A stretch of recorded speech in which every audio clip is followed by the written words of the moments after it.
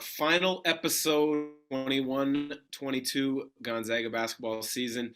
It was a heck of a year. We want to thank all of our listeners for listening to Adam and I rant and rave, good and bad Gonzaga basketball, NCAA basketball, and just some memories and stories that we have from our basketball season or our basketball careers.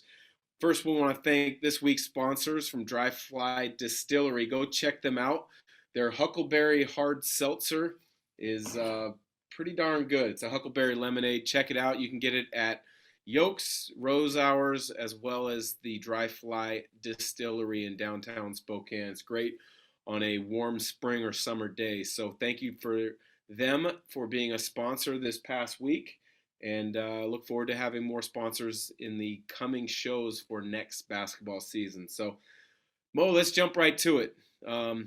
Finished the season 28-4, ranked number one the majority of the season. Unfortunately, it ended in a Sweet 16 loss, but 7 straight Sweet 16s, which no other program can say.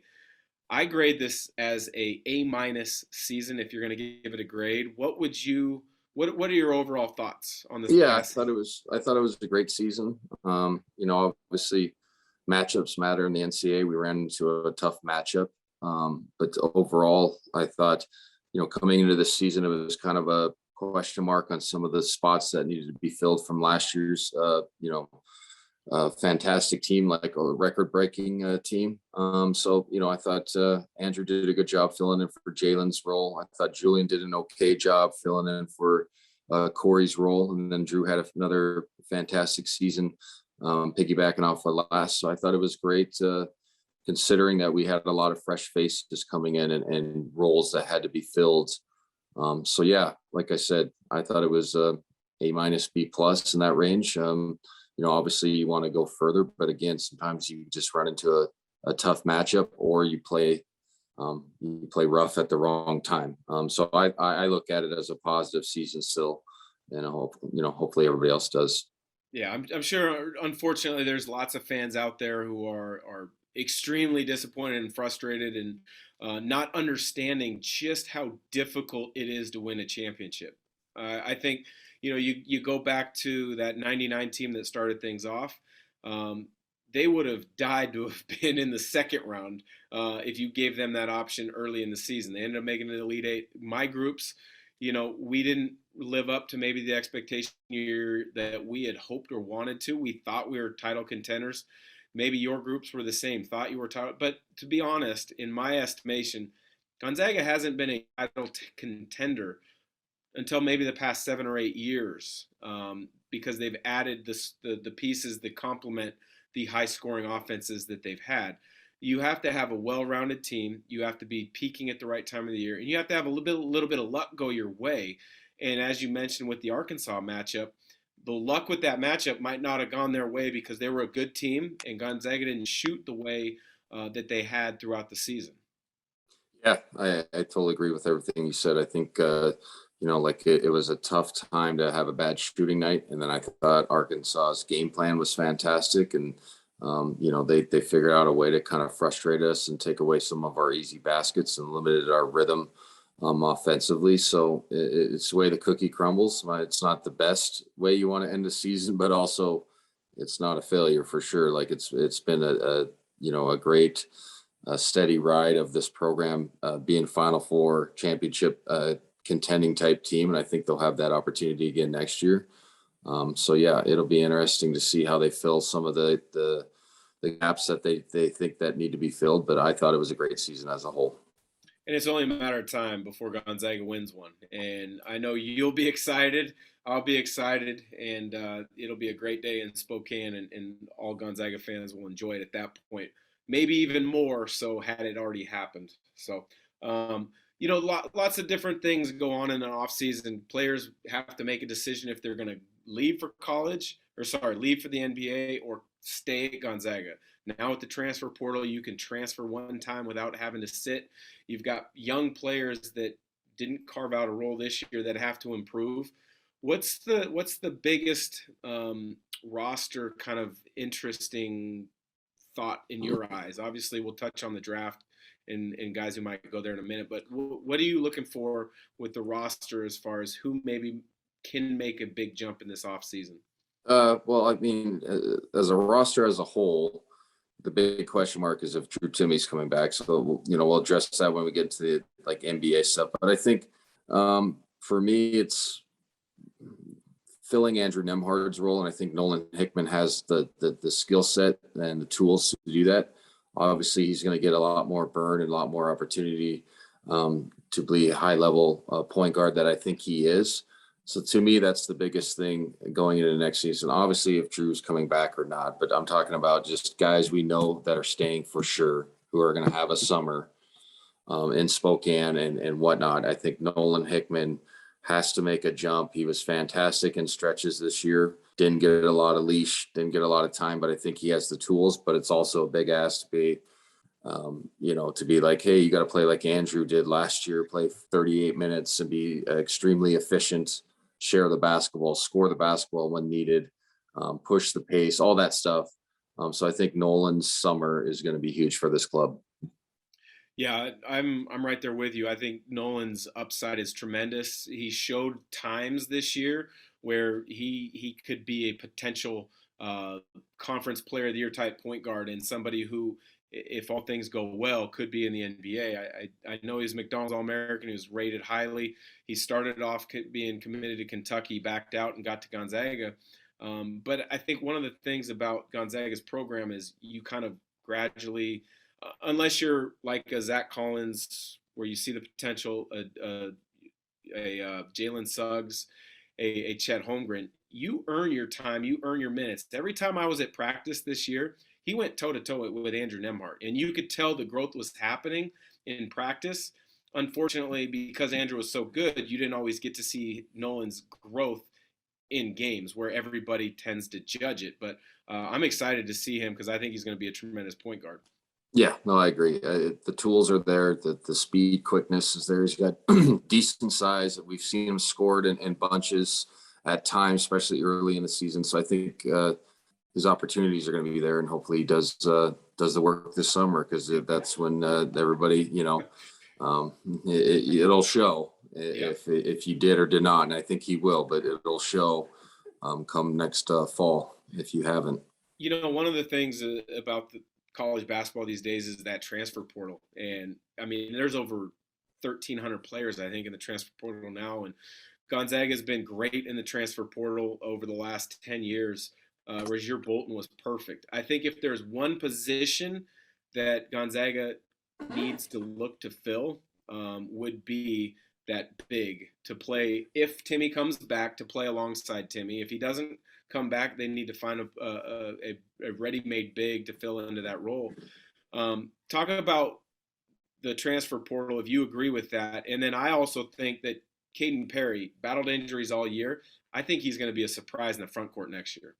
Yeah, hopefully Caden can get healthy.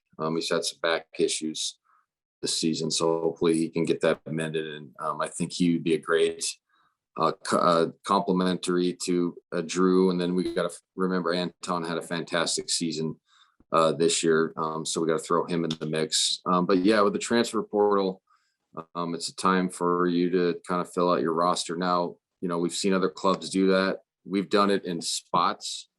We haven't done it where we get 4 or 5. So that's the real question: is how many do you think we need, or do we get a bunch of true freshmen like the old style and say, we might have some lumps next year maybe, and but still be good, but we're going to go through some growing pains. So that's the real question that Coach View and staff has to ask themselves: is how much do you want to dip into the transfer portal? Because we've seen other clubs do it. And where that's 4 or 5, 6 guys that have major parts of your rotation, it's not always successful. It really isn't. I think it's better when you add pieces and then you have a mixture of 3, 4-year guys. Sometimes you don't have that luxury. So that's the question for me this coming off season: is how much do we dip into that transfer portal? And if we do, what's the personnel that we get? Yeah, yeah, I would imagine that there will be a couple tours, but I wouldn't imagine 4, 5, or 6, and that's when you kind of have. I don't want to say chemistry issues because that's never going to be the Gonzaga, but it's shown to create chemistry issues at other programs when you bring too many guys in who essentially think that they're filling the same role. You look at Oregon State; they went from the Elite Eight to a 3-win season because they had so many transfer portal guys thinking they were coming into a bigger role than actually they were. Um, End of season is so important for player development, but then guys that are leaving for pros. Obviously, we all know Chet Holmgren, 99.9% is gone. We would imagine Andrew Nemhart's gone. Drew Timme has a decision to make. I could see it going either way. I would lean towards him going pro, but I could also see pro. I could see positives for him wanting to come back. What's the timing of the decision for these guys? And then when you finally know I'm going, how do you decide an agent? Because that's an important thing in the game these days. Well, I think Drew, this is just me hypothetically, but I think Drew has already done his research or is going to get his research from, you can hire an agent or you can consult an agent, and then they can go out and ask GMs and scouts, what's my realistic standing in the draft, or am I going to get drafted? Now, here's the question. If, let's say, they tell him go back a year and improve on these things, then he probably comes back. If they say, even if you go back a year, we still see you in the same way, go to the G League or go overseas. And if you can show that you can play at a professional level and fix some of these things, there's plenty of guys in the NBA that have done that and have had long careers after that. He probably leaves. Now, another factor that for me that would come into his decision is NIL money's been great for him in town. So that's a real factor in maybe him coming back. But honestly, I don't really know, because there's times when I'm like, yeah, he fits on an NBA court, no question. You know what I'm saying? But then there's times it's like, he really doesn't shoot a lot of threes and everybody spaces the floor. And this is not a knock on Drew, but it's like, so that's what scouts are probably saying. So I'm just going hypothetical here. So it'd be interesting to see what his decision make for his timetable. I'm pretty sure he's boiled it down all season long. You start doing that research early, unless you came out of nowhere and then all of a sudden people are like, Claire, you've thought about this last year going into this season and say, hey, we got to start getting our ducks in a row with hiring an agent. We got to interview people. We got to see what they're saying about us, me as a player, and go from there. So I think this is quicker than like a 2-week decision that some people think happens. It's a year-long process of kind of deciding what you're going to do and make sure you're making an informed, logical decision. Yeah, and he got enough feedback from evaluators to Gonzaga's coaching staff about the things to work on. And he did get better at those things that were perceived weaknesses a season ago. When you look at what he does at the college game, he's dominant. I mean, if he comes back next year, there's no reason to not think he wouldn't average mid 20 points per game. Because Gonzaga again played a really balanced offensive attack this year, but with no Chet, some other guys maybe not back, he could be even more featured in an offense, which would be fun to watch those scoring numbers just skyrocket. Um, you know, I agree with you in the fact that they've already done their research. It's just kind of coming to the conclusion of making the announcement, and you alluded to it earlier, making the announcement on his terms when he wants to do it, and making sure everything's set to kind of make a splash one way or the other, stay or go. What about when you look at off season as a player? I like to get away. I would always go back down to the Vancouver area. By myself and with friends and different trainers that I had there, play pickup runs with the pros in Portland and other college guys. You didn't have that luxury because you grew up in Spokane as well, where Gonzaga is. What's your take on the importance of summer school? Because I personally think it's a great time to get away and work on your individual skills. The team comes together in fall, but that's changed. The lines have blurred because of the importance in the kind of mandatory guys having to go to summer school. Yeah, I mean, I like especially after the season, I like to get away. I probably wouldn't touch a basketball for at least 10 days or something like that, a week and a half, nothing crazy. And then you can kind of feel, okay, if I stay out too long, I'm going to lose some skills or it's going to be harder to get back. I think the summer school deal is kind of interesting now because you can practice as a team or you can have 4 on the floor at a time. So like, I think guys are kind of required to come back and you can do a lot of your base action and kind of instilling a lot of your, scheme stuff during that time.